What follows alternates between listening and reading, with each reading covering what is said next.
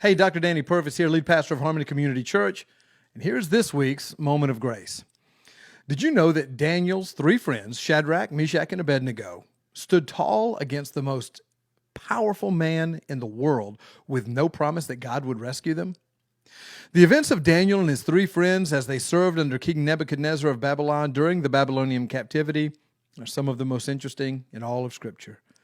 Though they enjoyed a pretty good life there, they were certainly aware that King Nebuchadnezzar thought of himself as a god, and he demanded worship as a god.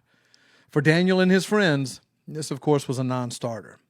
In fact, as recorded in Daniel chapter 3, he ordered that a gold statue of himself be created that whenever a sound of music would arise, that all who heard it would fall down and worship the gold image that the king had set up. Local priests, who were jealous of Daniel and his friends, alerted the king that the three men, Shadrach, Meshach, and Abednego, were not bowing down to or offering worship to the king's statue, and the king would have none of that. The king threatened that if they did not bow down during the appointed time, that they would be immediately tossed into the midst of a fiery furnace. And he said, quote, "Who is the God who will deliver you out of my hands?" The three had an amazing response to the king. This is what they said.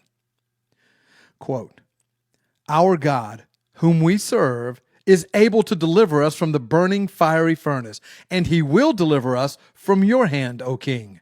But if not, let it be known to you, O king, that we do not serve your gods, nor will we worship the gold image which you have set up." Unquote. Well, you know the rest of the story. The king tossed them in and looked into the fiery furnace and saw not three people but four, and that the fourth looked like the Son of God. The three survived, and the king was brought face to face with the true God. But what's interesting is not that the three survived the fire. The key is that they had no idea whether they were going to survive the fire. That's the thing that we have to take away from here. They assured the king that God would deliver them. They also said that he was able to save them from the fire. That's not the same thing. God delivering them and saving from the fire are not necessarily in sync with one another. God can and does deliver us from horrible situations sometimes by rescuing us from them. And sometimes he does that by calling us home to be with him. The three knew that God would deliver them. They just didn't know how. It would either be by a miracle or by calling them home. The most important point is that they did not let their situation determine their actions. He allows us to go through extremely difficult times, not with the promise that he will rescue us from those trials, but that he will deliver us one way or the other, and for us to not be afraid. How cool is that? I hope you've enjoyed this week's Moment of Grace.